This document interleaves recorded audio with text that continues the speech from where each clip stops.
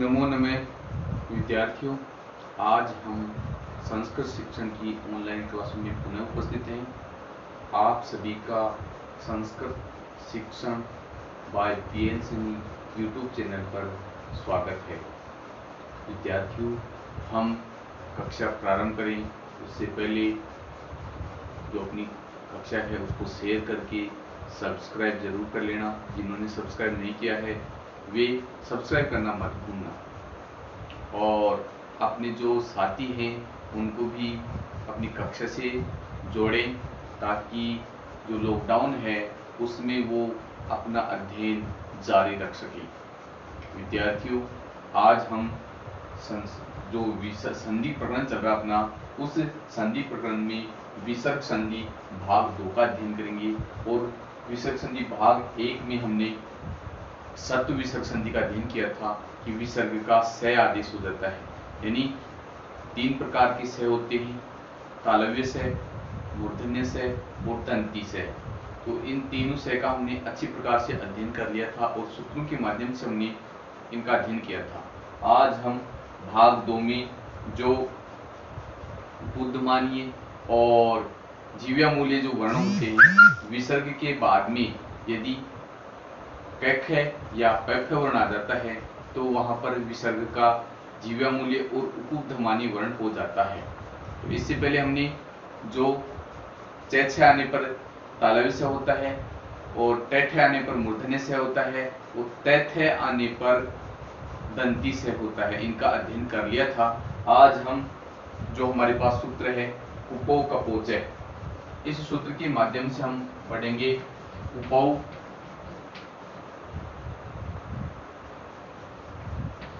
उपवो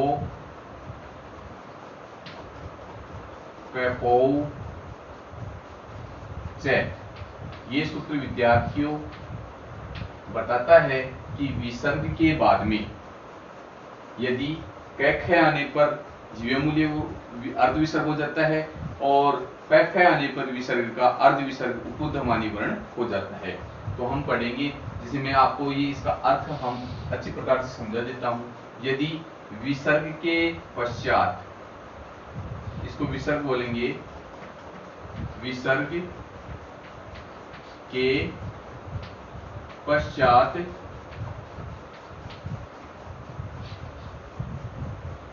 कैख है, कैख आने पर विसर्ग का अर्ध विसर्ग, अर्ध विसर्ग उपधमानी वर्ण जीव्यामूल्य वर्ण होगा, जिह्वा मूल्य वर्ण होता है तथा विसर्ग के पश्चात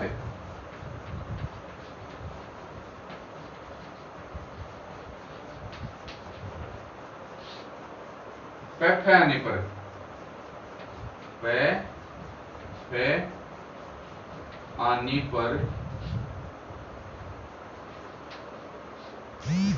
विसर्ग का, विसर्ग के स्थान पर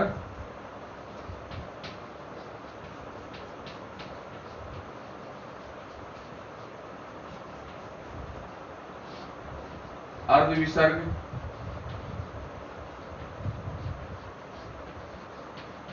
उपधमानी वर्ण, अर्ध विसर्ग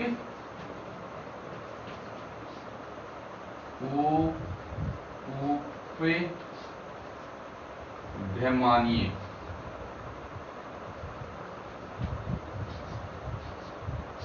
वर्ण हो जाता है। अब मैं आपको बताऊं कि जीवामूल्य वर्ण कौन से होते हैं और उपधमानी वर्ण कौन से होते हैं। विद्यार्थियों, कै के आगे अर्ध विसर्ग और ख के आगे अर्ध विसर्ग, ये तो होता आपका जीव्यामूल्य वर्ण। इसको बोलेंगे जिह्वा मूलीय वर्ण। ये तो जिह्वा मूलीय हो गया। और पैफे, पैफे के आगे भी अर्ध विसर्ग, ये आपके उपधमानीय वर्ण हो गए, उपधमानीय। तो ये इन दोनों में हम अंतर समझ लेंगे। जिह्वा मूलीय वर्ण कैफे होता है और उपधमानीय वर्ण पैफे के आगे अर्ध विसर्ग का चिन्ह होता है। तो ये अर्ध विसर्ग है, तो ये विसर्ग के स्थान पर आदेश हो जाएगा। अब हम इस नियम को हम उदाहरण के माध्यम से जानेंगे, ताकि हमें जो सूत्र है उपवो कपोच है, इसका अर्थ अच्छी प्रकार से हमें समझ में आएगा। तो चलो विद्यार्थियों, अब हम सबसे पहले इनका एक उदाहरण लेते हैं। जैसे हमारे पास उदाहरण है विप्रह कथयति। विप्रह कथयति,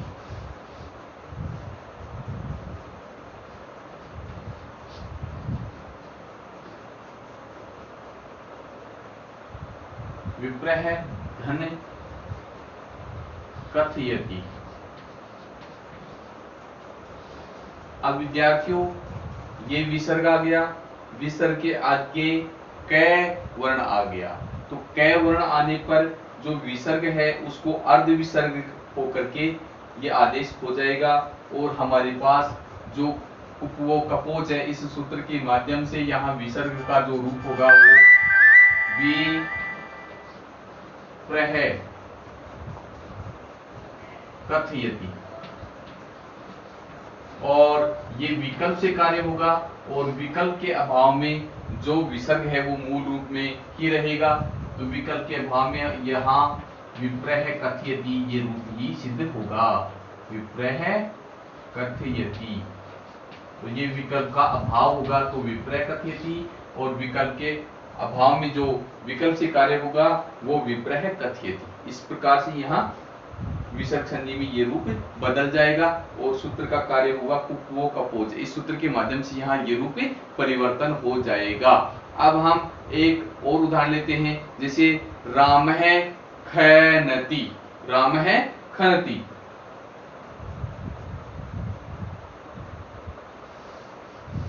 हमारे पास उदाहरण है राम है खनति।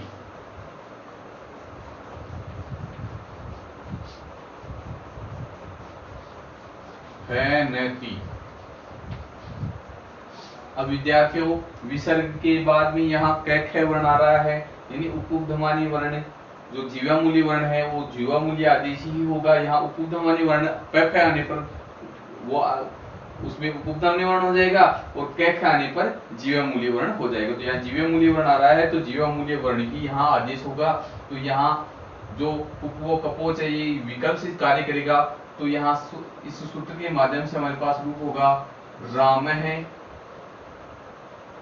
राम खनति, और विकल्प का अभाव होगा तब हमारे पास विकल्प के अभाव में विसर्ग संधि ही हो जाएगी और विसर्ग संधि में राम है खनति रूप ही होगा। इस प्रकार से यहाँ दो रूप बनेंगे। राम है खनति विसर्ग अर्ध विसर्ग हो गया, और अर्ध विसर्ग नहीं होगा तो राम है खनति रूप ही बनेगा। इसी प्रकार से हम और जो उपधमानी वर्ण है उनका उदाहरण लेते हैं। जैसे बालय पट्टी, बाल है धन पट्टी। यहाँ विद्यार्थियों पै आ गया जो उपधमानी वर्ण है, कै आने पर तो जिह्वा मूलीय वर्ण होगा और पै आने पर उपधमानी वर्ण होगा। तो यहाँ उपधमानी वर्ण आ रहा है तो यहाँ उपवो कपोच सूत्र के माध्यम से यहाँ रूप बनेगा बाल है पठती। और ये सूत्र यदि कार्य नहीं करता है क्योंकि ये विकल्प से कार्य करेगा और विकल्प का अभाव होगा तो वहां मूल जो पद बनेगा वो विसर्ग में बनेगा बाल है पट्टी, यानी यहाँ विसर्ग का कोई परिवर्तन नहीं होगा और हमारे पास रूप हो जाएगा बाल है पट्टी ही रहेगा। इसी प्रकार से एक और उदाहरण लेते हैं। जैसे वृक्ष है फलती, वृक्ष है फलती। यहाँ विद्यार्थियों फै वर्ण आ रहा है।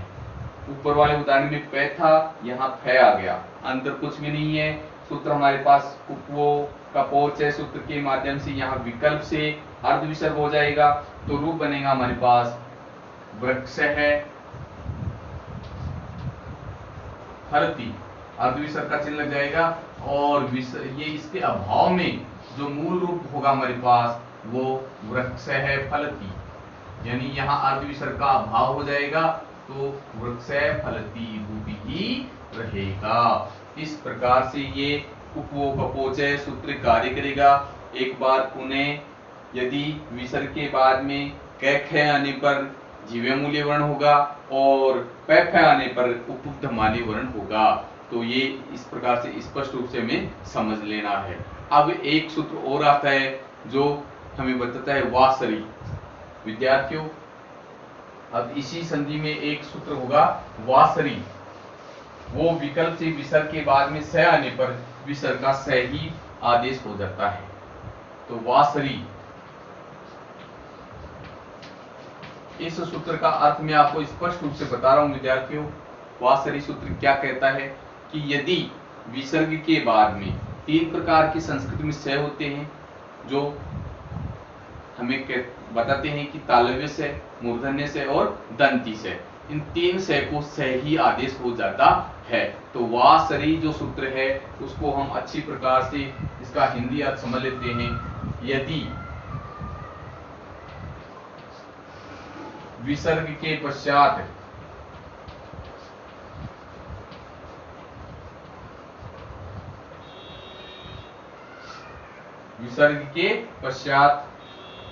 से होने पर हो तो विकल्प से विसर्ग के स्थान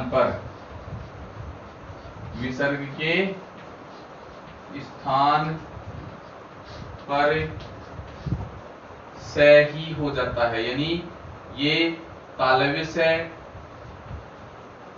तालव्य, और इसको बोलते हैं मूर्धन्य से, और इसको बोलते हैं दंती से। दंती आदेश हो जाता है। अब इस नियम को हम उदाहरणों के माध्यम से समझेंगे कि किस प्रकार से यहाँ से होगा। बस ध्यान रखना है कि यहाँ विसर्ग के आगे से हो और वहां विकल्प से ही आदेश होगा, और ये पक्ष में और विपक्ष में, यानी विकल्प से भी होगा और यदि विकल्प से कार्य नहीं होगा तो कौन सा रूप होगा। तो ये दोनों ही रूप हम समझेंगे। जैसे यहाँ एक उदाहरण है, सर्प है सरती, सर्प है सरती, सर्प है सरती, उदाहरण है हमारे पास सर्प है सरती। यहां विद्यार्थियों विसर्ग के बाद में दंती से आ गया, इसलिए जो वासरी जो सूत्र है विकल्प से, यदि विसर्ग के बाद में स हो तो विसर्ग के स्थान पर विकल्प से स ही हो जाएगा। तो वासरी सूत्र के अनुसार हमारे पास रूप होगा सर्पस सरती, सर्पस सरती। ये वासरी सूत्र से उदाहरण बन गया। और वासरी जो विकल्प से कार्य नहीं करेगा तो हमारे पास रूप होगा सर्प है सर्पी।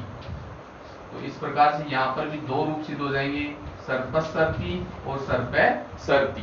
और एक मूर्धन्य से का और तालव्य से का भी उदाहरण जान लेते हैं हम।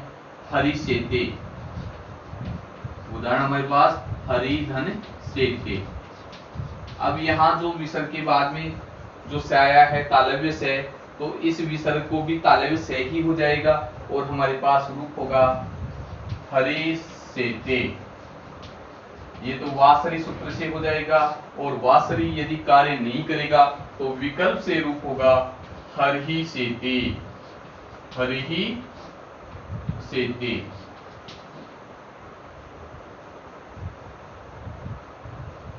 ऐसे दो रूप हो जाएंगे इसमें भी।